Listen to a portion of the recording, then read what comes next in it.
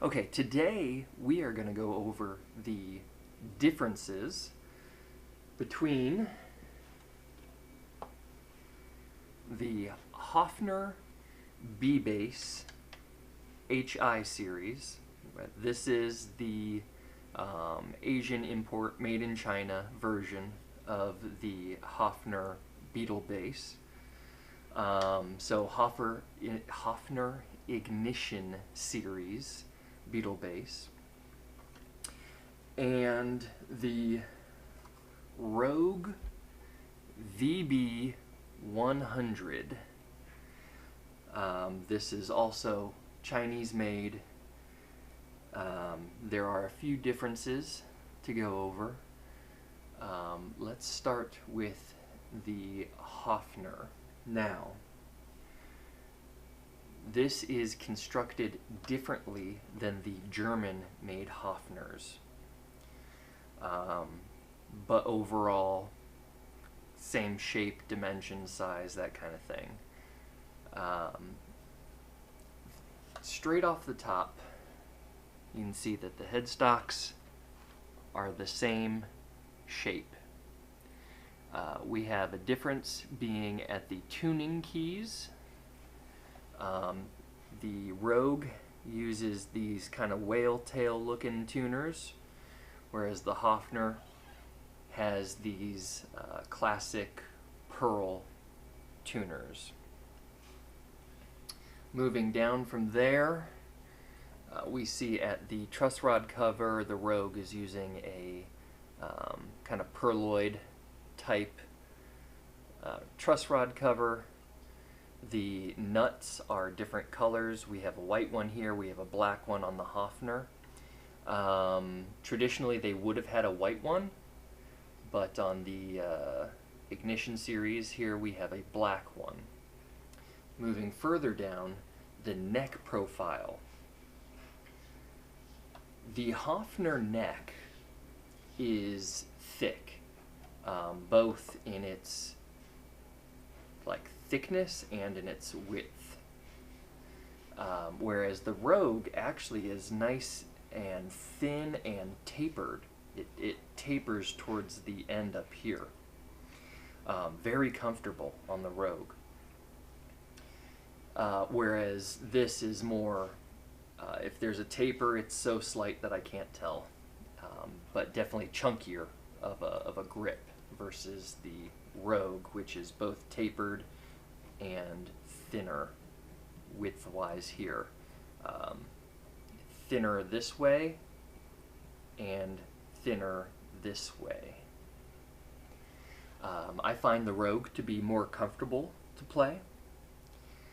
The next difference is that the Rogue has binding up the neck.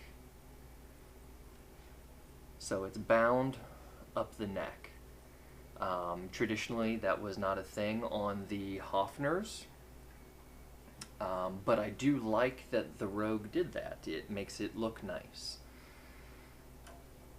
Going further down to the bodies, we can see that the Rogue has a little bit of a lighter color.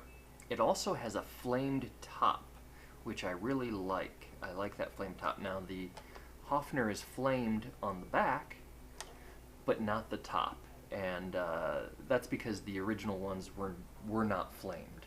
The original Hofners were not flamed, but this is flamed on the top. Now, as far as the bodies go, the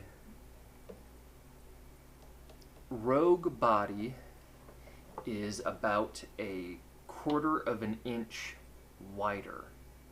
So you have a wider body on the Rogue versus the Hofner.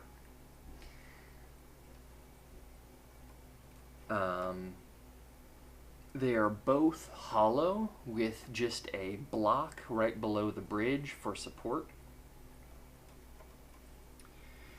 The Hofner uses the classic pickups in it, whereas the Rogue just kind of has plain flat covered pickup covers on it.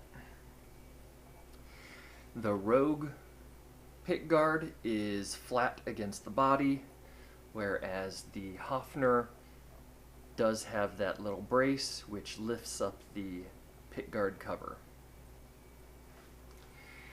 The next thing to notice is that while the Hofner is bound, you can see that binding around the body there, the Rogue is bound, but it has this really nice, thick, like, I don't know, almost like 4-layer binding. There is 3 layers of white with 2 layers of black in between them. And I really like that look. I think that the binding on the Rogue looks excellent. Otherwise, the profile from the front is the same shape and size. It's just 1/4 of an inch thicker of a body. The bridges are essentially the same. The tailpiece here on the Rogue has this cool swirly design on it, whereas the Hofner tailpiece has the straight lines traditional. The control panels, now this I have to say, both of these I acquired used. So the control panel on the Hofner has been replaced with the traditional German panel with 2 screws, and it has 250K pickup potentiometers in it. Now when you buy these, they come with 500K potentiometers, but traditionally the old Hofners had 250K for a little bit of a darker, warmer tone. This has the 250K in it, but the new ones, and this one would have came with 500K potentiometers. So there is that difference there, that this Ignition Series base has had its control plate replaced. It would have came with a 4-corner bolt scheme. Now it has the 2-bolt, 2-screw control plate. The Rogue control plate is stock. However, I had to flip it upside down because it had all of the lettering backwards, reversed, meaning that whoever's looking at it could read it normally instead of it being able to be read by the player, you know, where the plate's upside down so the player can read it. Now this did something unfortunate, because what it does is now the volume controls are mixed up. The volume control closest to the tail controls the neck, and the one closest to the body controls the bridge. But the switches are now in the correct position, because when it was in its default position, it had the bass on switch over here and the treble switch over here. So it depends on your preference. And unfortunately, you can't just undo the plate and easily switch the pots to correspond correctly, because they are mounted onto a PCB board. And I'm going to throw a picture of that right over here so that you can see. I would have to unsolder the potentiometers from the PCB board and then flip them around, and it's just a mess. So what I'm really going to do is I'm just going to flip this played around again to how it came stock, and then even though my switches will be out of order, at least my volumes will be correctly corresponding in position. The Rogue did not come with the teacup knobs. That is something that I added. It came with little black knobs. So the teacup knobs were an addition that I made. On the Rogue, you have your output jack that looks like that, and it is mounted straight coming out of the body, whereas on the Hofner, you do have a plate.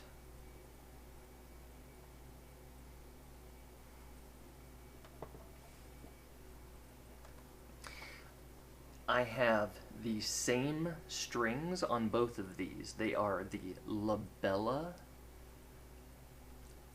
flat wound strings for Beetle bass. So same string, same gauge, and I tried to set them up both as closely as possible. Now, because there are slight differences in the body and the neck, they're not 100%, like when we get down here past the 12th fret, the string height varies by a 32nd of an inch between the two of them. But I made sure that the nuts string heights are the same, so everything for the most part same height. Pickup height according to the bottom of the string is the same on both basses. And that's the other thing, both of these have received a setup by me, so I've set them up according, string height, nut, cutting the nut and getting the string height at the first fret the same, adjusting the bridge, all of that. The relief, they both have the same amount of relief at the 7th fret when you hold down at the first and last fret. So they've received a setup to be as close to each other as possible. There is just like a 32nd of an inch difference between dimensions between the two of them, as far as string height up in the higher register of the bass.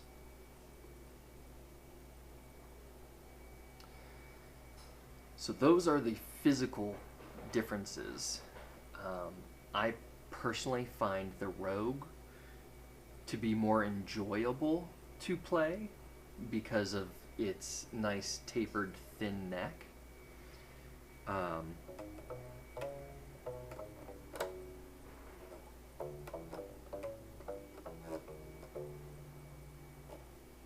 It's more enjoyable for me. Now, as far as the sound, this has more of a plucky sound. It sounds more, I don't know how to explain it. I've heard that Squires sound more like a Strat or a Tele than an actual Strat and a Tele. That's how I feel about this. I feel like this sounds more like a Hofner than a Hofner. It's that sound exaggerated.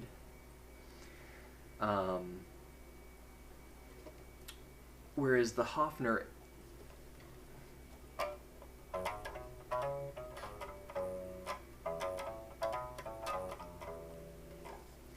it does the thing, but I think maybe because this has a bigger, more hollow body,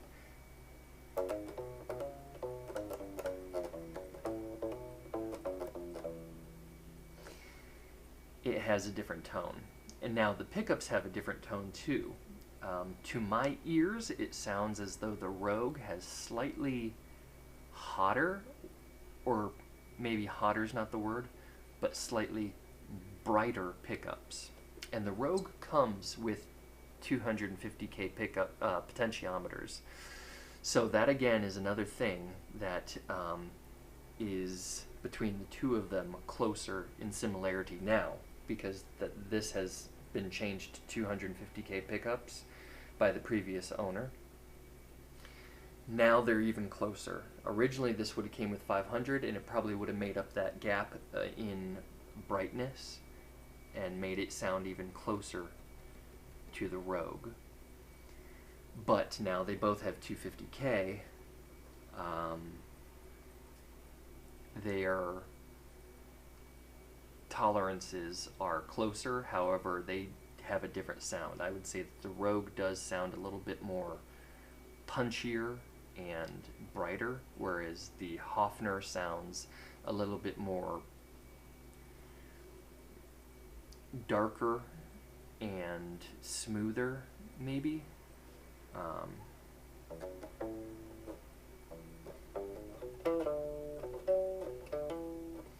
So those are the physical differences. Now I have them both set up control-wise the same way that Paul McCartney played it most commonly, and that is with the bass circuit on, treble circuit off, and the rhythm solo switch is on solo.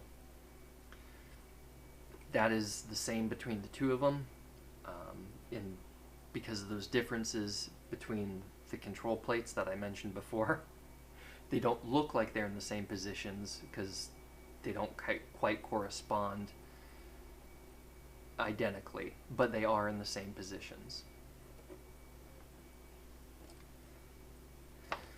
We're going to start with the Hofner. We're using the Vox Super Mini Beetle amplifier with a Vox coily cable.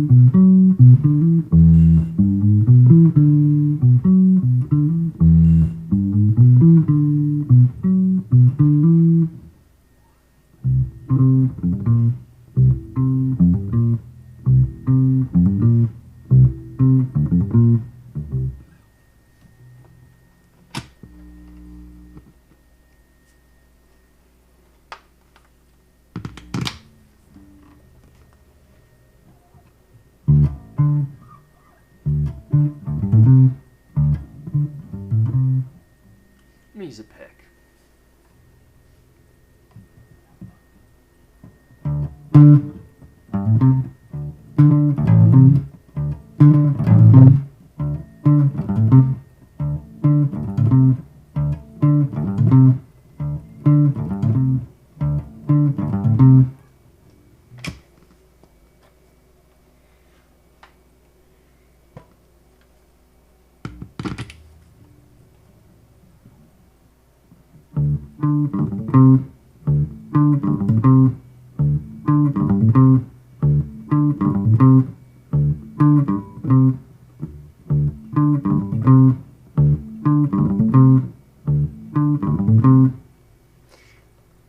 I prefer the sound of the Rogue over the sound of the Hofner when it comes to these Chinese violin basses. I also prefer the feel of the Hofner.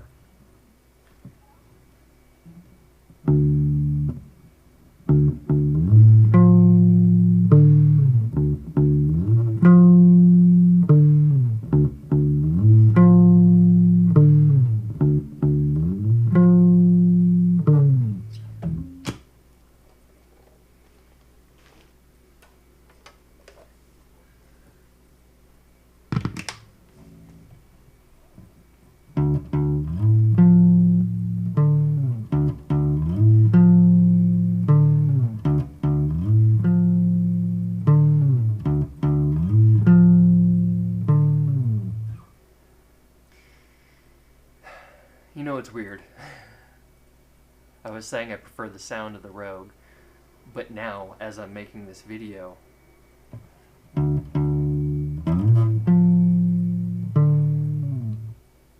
I am liking the sound of the Hofner. It's funny how these things happen.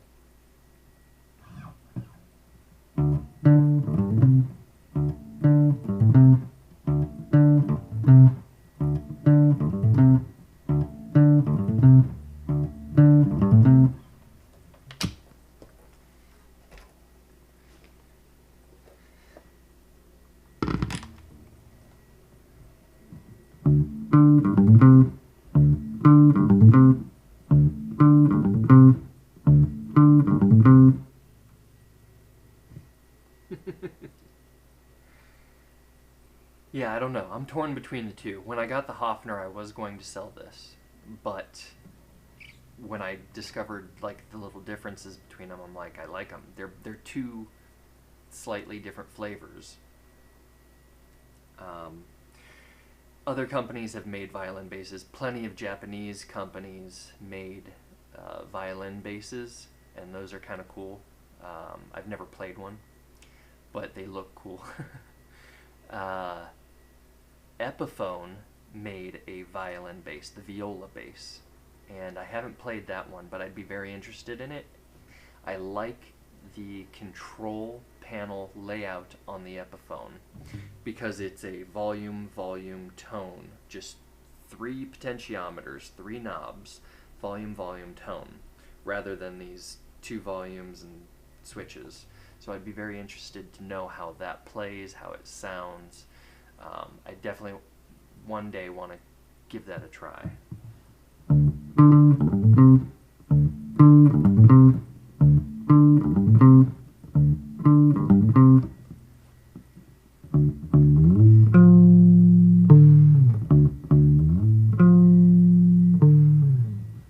Let's go over some features on these basses. The Rogue VB100 bass guitar is a lightweight, hollow-body electric bass widely recognized as an affordable alternative to the iconic Hofner 500/1 Beetle bass. It features a 31-inch scale length, flamed maple construction, and mini humbucker pickups that deliver a warm, 1960s-inspired tone suitable for genres like British Invasion and Motown. While highly praised for its value and fun playability, reviewers often note that it may require a professional setup to address potential issues, like high action, or on the other end of the spectrum, fret buzz. So like I said, I did do a setup on this. I just automatically do that with anything that I acquire because most everything that's not extreme high end needs it. So that is the features of the Rogue. Now, detailed specifications. According to manufacturer data from Guitar Center and Music and Arts, the Rogue VB100 is built with the following technical features: hollow body designed, flamed maple arch top and back, featuring front and back body binding, set in hard rock maple neck with 22 frets and a rosewood fingerboard, passive mini humbucker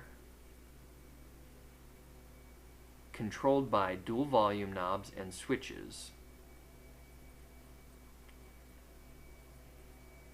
The hardware is chrome, including a custom rosewood bridge with a trapeze-style tailpiece and die-cast tuners. Its shorter scale and lightweight make it comfortable for guitarists or players with smaller hands. The vintage sunburst finish and perloid pickguard offer an expensive look that closely mimics classic European designs.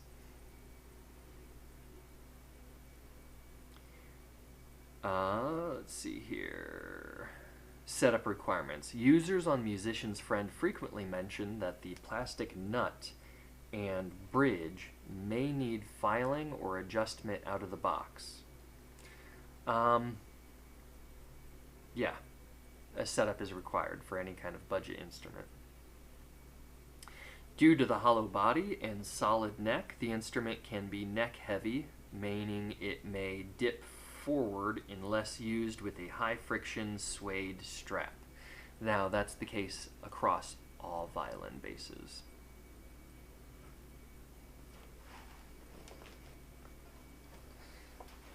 Now let's discuss the Hofner. The Hofner HI Series B bass is a budget-friendly, short-scale 30-inch violin bass. Now, I just read that the Rogue was 31-inch and that this is 30-inch. I have looked at them side by side, bridge to nut, both intonated, bridge to nut, and they are the same length. So I don't know if it's 30 or 31. I would say 30 probably makes more sense. So they are the same scale length. I don't know, this is reading as if they're not. Violin bass designed to emulate classic 1960s Beatle bass sound and look. It features a hollow body, flame, maple, spruce construction. It's flamed on the back, not on the front. 2 staple pickups, that's what these are called. These traditional looking pickups, they're called staple pickups because of the little flat bars, not the screws, but the bars, they look like staples. Traditional control panel with individual volume controls and rhythm/solo switches. Modeled after the 500/1, it offers a lightweight, comfortable playing experience with a warm, woody, and resonant tone. Equipped with 2 Hofner Ignition staple nickel pickups, which are humbuckers. The control panel includes on-off switches for each pickup, along with a rhythm solo switch for boosting output. The one thing I will say about all of these is that in the off position for your selections of treble and bass, meaning neck and bridge, in the off position for both of them, both pickups are on. When you engage one of those pickups, selector switches, it then turns the opposite pickup off. So it's almost like this is you're engaging a solo switch of a type. When both are off, then both pickups are on. It's a little backwards. You have to think about it for a second. Features hollow maple body with a spruce top, 1-piece maple neck and rosewood fingerboard. Nickel-plated hardware, including teacup knobs and trapeze tailpiece. It's available in the sunburst and black finish, so they do make a black variant of this. Sometimes referred to as the Ignition series, which replaced the older Icon series. It is distinct from higher-end Contemporary series, which features a solid center block for more sustain. So this is the budget, the HI. I'm not sure if this is the Hofner Icon series or Ignition series. I feel like this is the Ignition series, but they were the same. They were the budget entry model.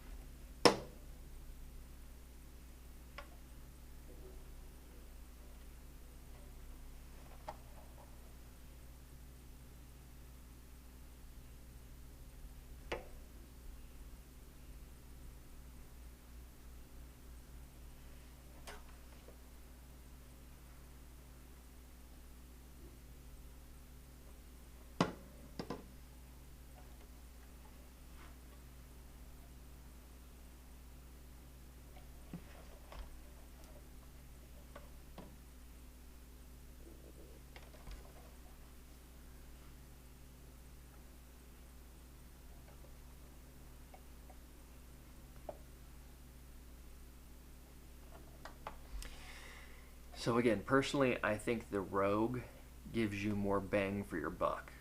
And aesthetically, I like it better, and I like the feel of the neck better. However, if you absolutely need it to say Hofner, it's not bad. It's great. I think that the Rogue just, other than the control plate, I think the Rogue visually looks better to me. I think that the pickups sound better in a way. I don't know, better. They sound different. But the visual aspect of the pickups, the solid flat covers, that's where I the Rogue, I'm not a fan of that. But everything else on the Rogue, visually, the flame top, the binding up the neck, the thinner neck, the tapered neck, the Rogue is visually more appealing to me and more comfortable. And then you could get the Rogue, and you could get parts for a Hofner and replace these. So you could put the Hofner staple style pickups in a Rogue. You can put, like I did, teacup knobs on a Rogue. If you wanted to go as far as getting the Hofner tailpiece, you could. You could get the replacement tuners so that you don't have the whale tail, you have the purloid. You could do all those upgrades. The only thing that you wouldn't be able to do, unless you really wanted to get into it, is change the headstock decal. But that would require massive sanding, and then repainting, and then refinishing. So in my opinion, if you don't mind that it says Rogue at the headstock, I think this gives you more value. Although, this says Hofner. So, it's kind of up to you. The control plate is bigger on this. You would not be able to switch it out for the smaller Hofner plate. The Hofner plate would not cover the hole, the control plate hole on the Rogue. But I think in every other aspect, I think this is more visually appealing. I think it feels better to play, and depending on my mood, I think it sounds better. But then I go to this, as you saw, and this sounds good too.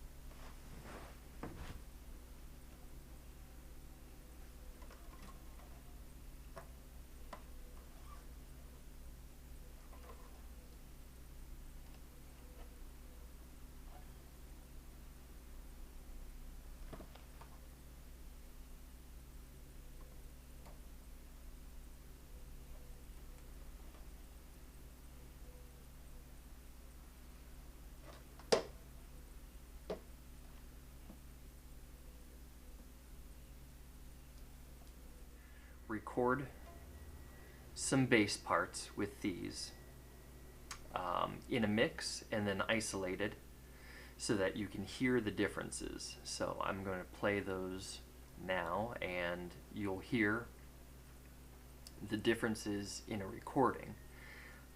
When I recorded the bass parts for these, I did not adjust EQ on the basses.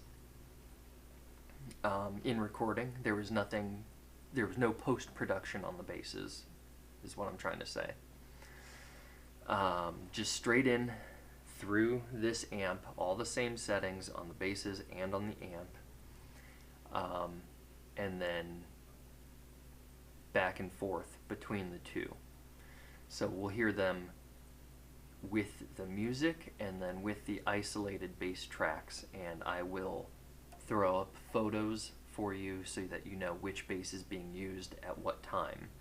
and see if you can hear any differences between whether it's in a mix or if they're isolated.